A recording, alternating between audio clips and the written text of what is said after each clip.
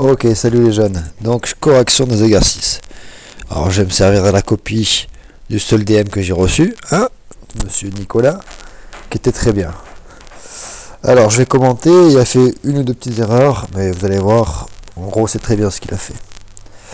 Donc, exercice 2. Alors, l'énoncé, c'était quoi? Je vous remets l'énoncé. C'est pas ça, pardon. Exercice 2. Énoncé. Démontrer que pour tout entier naturel n, 2n plus 3 et sec n plus n sont premiers entre eux. Alors là, tous les trucs montrer que les choses sont premières entre eux, c'est souvent le théorème de Bézout, hein, ou alors algorithme d'Euclide. Donc là, on va voir ce qu'il nous a fait. On sait que s'ils sont premiers entre eux, il existe deux entiers relatifs u et v tels que u fois le premier plus v fois le deuxième est égal à 1. D'accord.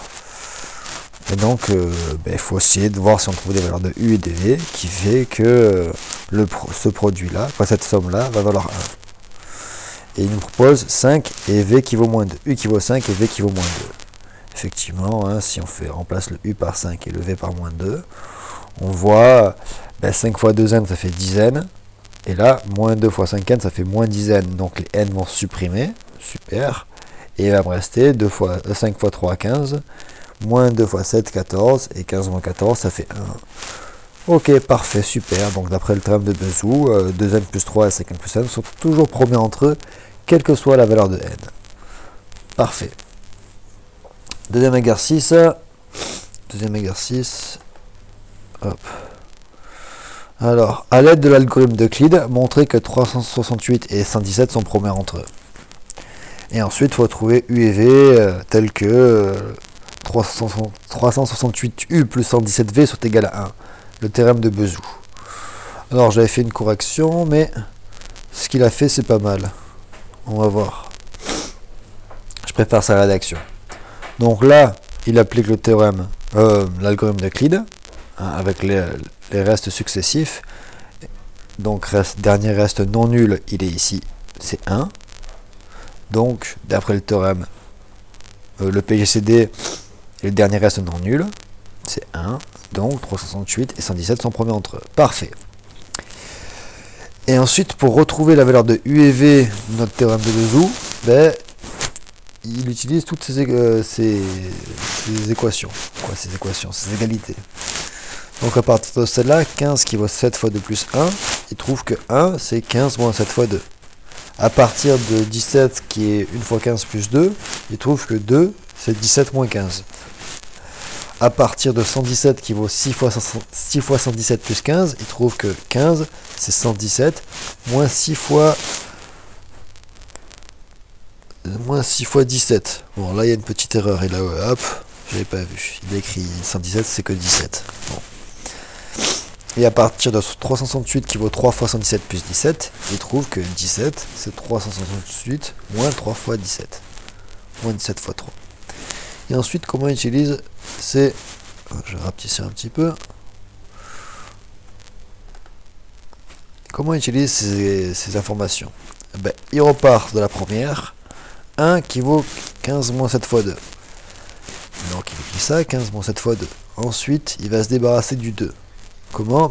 Il va utiliser le 2, il le remplace par 17 moins 15. 2, il le remplace par 17 moins 15. Ok. Ensuite, ça va être le tour du 15. 15, il va s'en débarrasser, il va se dire c'est 117 moins 17 fois 6. Hein. Le 15, c'est... Oh non, qu'est-ce qu'il m'a fait là?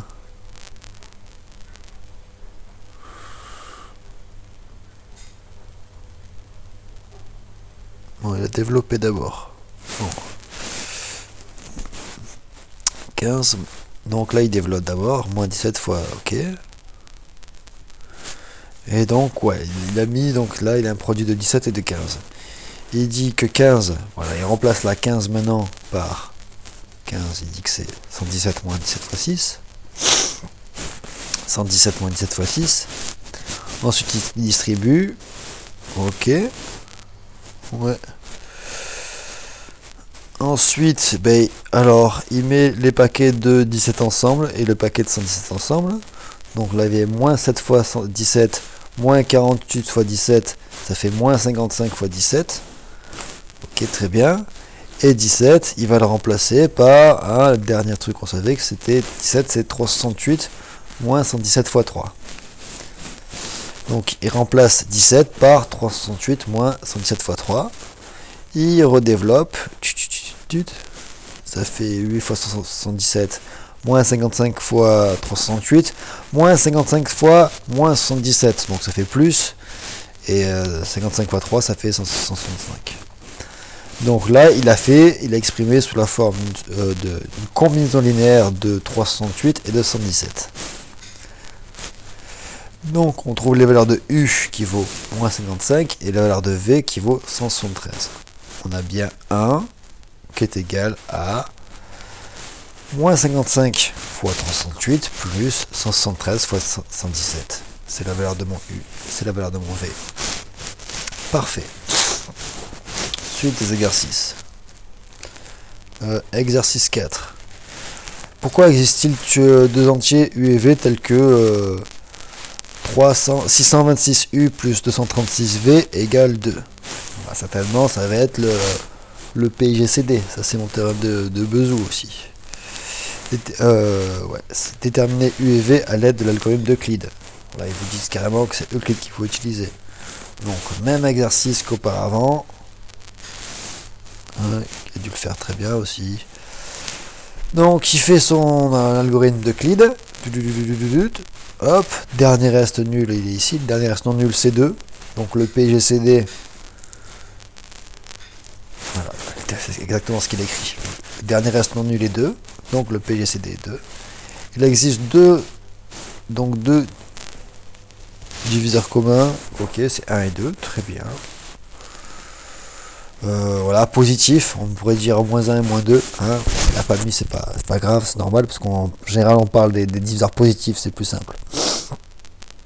Et donc, par conséquent, théorème de Bezout, il existe deux entiers relatifs U et V, tels que 326U plus 236V, ça vaut 2. Et là, comme à l'exercice d'avant, à partir de chacune de ces égalités là, il va tirer une autre égalité. On va dire 2, c'est 77 moins 7 fois 10. 10, c'est 82 moins 72. 72, c'est 154 moins 82. 82, c'est 236 moins 154. Et 154, c'est 626 moins 2 fois 136. Et à chaque fois, on va remonter. Donc, c'est exactement ce qu'il a fait. Donc, 2, 72 moins 70. Et on va remplacer maintenant le 10 par 82 moins 72. Il développe. Il distribue son set de partout. Comme ça, il a tout en fonction de 82 et de 72. Ensuite, il va se débarrasser du 72 avec cette égalité-là.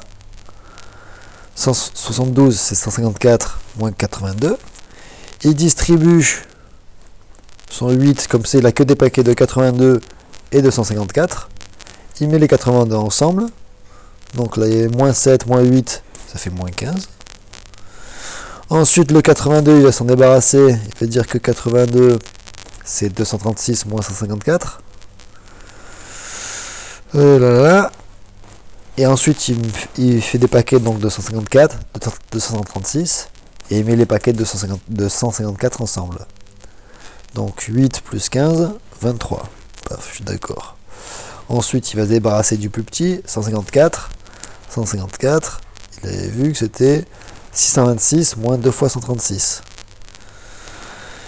Il distribue ça, tac tac, donc maintenant il a des paquets de 236 et de 626. Exactement ce qu'on voulait. Hop, et maintenant il simplifie, il met les paquets de 236 ensemble, moins 15, moins 46, moins 61, c'est ça. Je suis d'accord. Et voilà, il a fini l'exercice. Les valeurs de U et V sont 23 et V qui vaut moins 61. Ça satisfait l'équation. Donc, même délire pour l'exercice d'après. Hein. Division euclidienne de 39 par 28. Dernier reste non nul, c'est 1. Là, à chaque fois, il tire 1, c'est 6 moins 5. 5, c'est 11 moins 6. Bon, on va pas le faire 300 fois, c'est la même chose. Ah, exercice 3, là, intéressant. On change de délire un petit peu. Hop. Hop. Dans exercice 4, petit 3. Déterminer tous les réels, tous les entiers x et y tels que x inférieur ou égal à y et le PGCD de x, y c'est 14 et x plus y vaut 168. Très bien. Donc ça j'aime bien comme il a rédigé aussi. On va regarder ce qu'il a fait. Alors là, par contre, il a fait des petites erreurs. Je vais commenter au fur et à mesure. Donc, il a mis ce qu'on savait. Et il a fait la bonne remarque, c'est que 168, en fait, divisé par 14, ça fait 12. Donc 68, c'est 12 fois 14. Donc on a deux informations. On sait que trois informations. On sait que le PGCD de x, y, c'est 14. Et que x plus y, ça vaut 12 fois 14. Donc, le plus grand commun diviseur de x, y, c'est 14. Ça veut dire que x s'écrit 14 fois alpha, et y s'écrit 14 fois bêta. D'accord? Alors, un truc qu'il n'a pas précisé, c'est que alpha et bêta, forcément, ils sont premiers entre eux. Et pourquoi? Parce que s'il y a un diviseur commun à alpha et bêta, imaginons alpha et bêta soient tous les deux multiples de 3. Ben, ça veut dire que le plus grand commun diviseur de x, y, ce ne serait pas 14, ce serait 14 fois 3. Donc là, quand on écrit ça, on a une information en plus qu'il n'a pas utilisée, c'est que alpha et bêta sont premiers entre eux. Ça, il n'a pas dit, il n'a pas utilisé par la suite. Mais bon, on va voir. On va voir où ça va faire une erreur par la suite. Donc ensuite, il continue. X plus Y, c'est alpha fois 14 alpha plus 14 bêta. Donc 14 alpha plus bêta. Et on sait que x plus y, ça vaut 12 fois 14.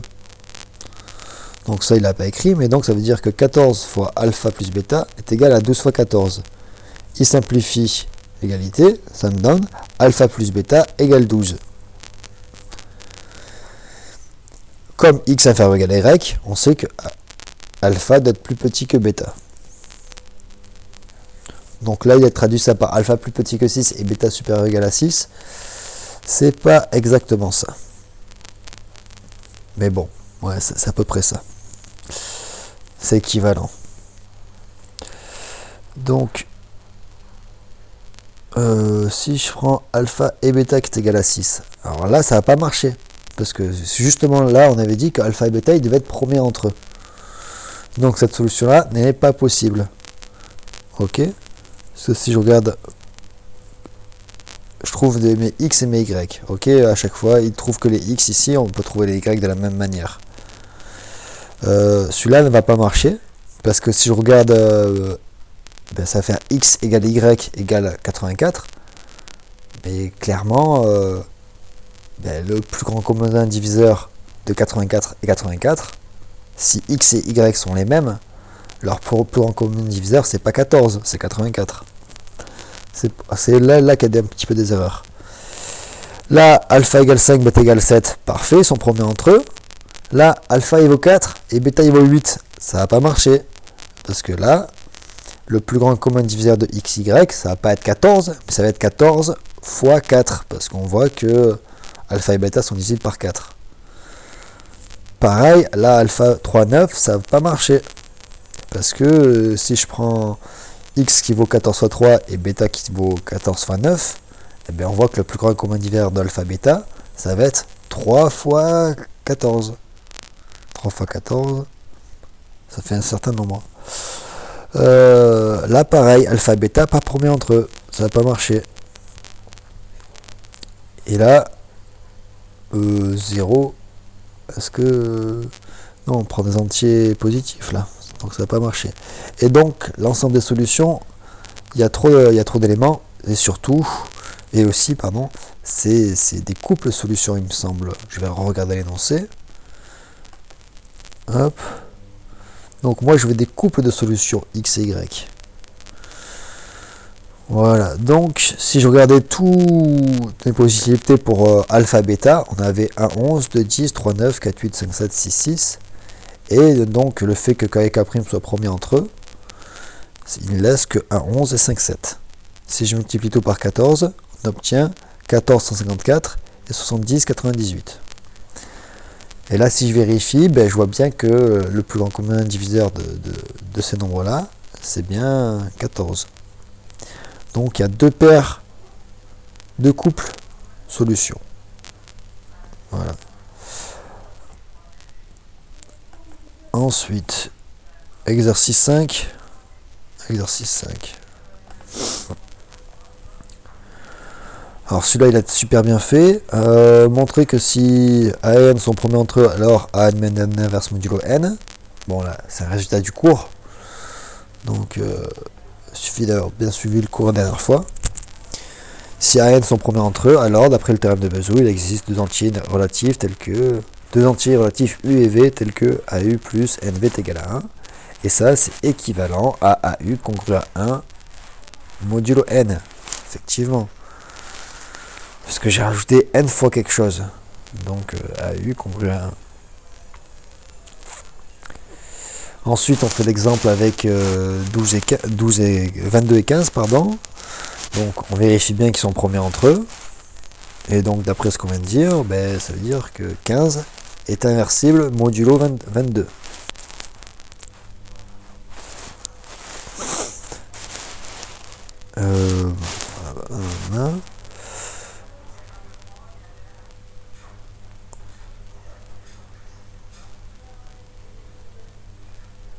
Alors là, il a testé. Il a fait des tests. Pourquoi pas? Pourquoi pas? Ça peut marcher. Il fait les tests. Il teste x égale 1. Il teste les inverses possibles de 15. Donc 1, 2, 3. Il y en avait 22 à tester. C'est jouable. Quoi, 21, parce que forcément un 0, ça va pas marcher. Mais bon, là, ça marche au bout du troisième. Il trouve l'inverse. Alors, comment on aurait pu faire autrement? Parce que je l'ai rédigé. Voilà, bon, je l'ai rédigé, super.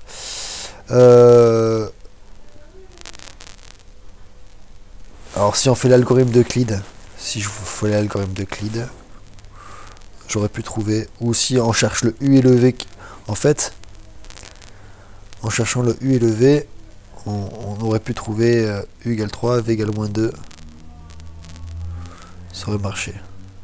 Bon, je sais pas si j'étais très clair, en gros, je reviens sur son truc. Si vous voulez pas, si vous voulez pas les tester au fur et à mesure, ce qui est une bonne méthode là, mais si imaginons on avait fait modulo 154, cette méthode aurait été moins efficace.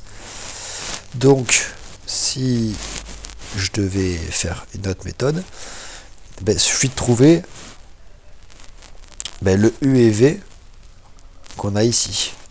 Et pour trouver le U et V, on a vu qu'une méthode, c'était de faire l'algorithme d'Euclide. Je fais mon algorithme d'Euclide et ensuite je remonte l'algorithme d'Euclide, comme on a fait plusieurs fois. Et ça me donne le U et V. Et U et V, bon le V je m'en fous au final, c'est le U qui va m'intéresser pour l'inverse. Voilà. Bon lui il a fait comme ça marche très bien. Maintenant que j'ai trouvé un inverse, question 3, il faut résoudre une équation. L'équation 15x congru à 12 modulo 22. Alors on sait que 15 et 22 sont premiers entre eux, donc c'est inversible, et que son inverse c'est 3. Donc l'idée c'est quoi? C'est il multiplie tout par 3. Parce que je sais que 3 fois 45, 3 fois 15 ça fait 45, hein, et que donc c'est congru à 1 modulo 22. Donc ça je peux le simplifier, ça, 45, c'est congru à 1 modulo 22. Donc là 45x, ça me donne x, si je suis modulo 22. Là 3 fois 12 ça fait 36. 36, et si 36, je vais simplifier ça en 15 modulo 22.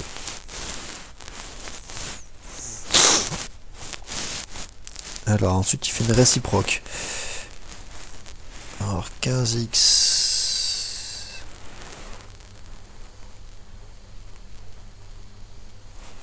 Attends, réciproque, moi je suis pas con.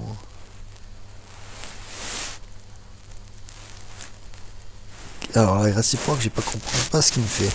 15x congru à 15x fois 14. 15 fois 14. Je suis pas sûr de comprendre.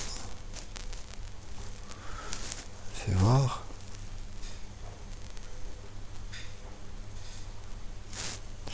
Alors là, il s'est un peu fourvoyé, je pense. Le début était très bien. Hein, il arrive à x congruent à 36 modulo 22. Donc ça, si je simplifie, ça fait x congruent à 14 modulo 22. Donc les solutions cherchées sont de la forme 22k plus 14, où k c'est un entier relatif. Hein, parce que x il vit dans n, même dans z, donc c'est un entier relatif. Et je cherche toutes les solutions à cette équation-là. Et on a vu que cette équation-là, c'est la même chose que ça. Et être congruent à 14 modulo 22, ben ça veut dire que c'est s'écrire 14 plus 22 fois un nombre. D'accord? Je peux ajouter autant de fois que je veux 22 à 14. Donc l'ensemble de solutions, c'est 22k plus 14. Voilà. Alors lui, je pense qu'il a fait une petite bêtise en voulant faire sa réciproque. Or, je sais pas pourquoi... Alors, voilà, il s'était trompé, c'était 14. C'est pour ça. Ouais.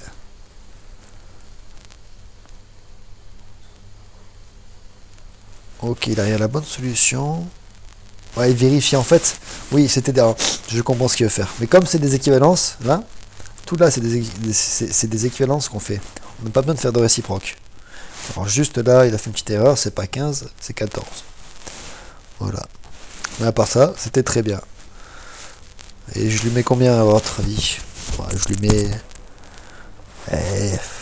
9 sur 10. 9 sur 10 parce qu'il a fait une petite erreur ici là. 8 sur 10. Bon, allez. 8,5 sur 10. C'était très bien. Hein, bravo Nicolas.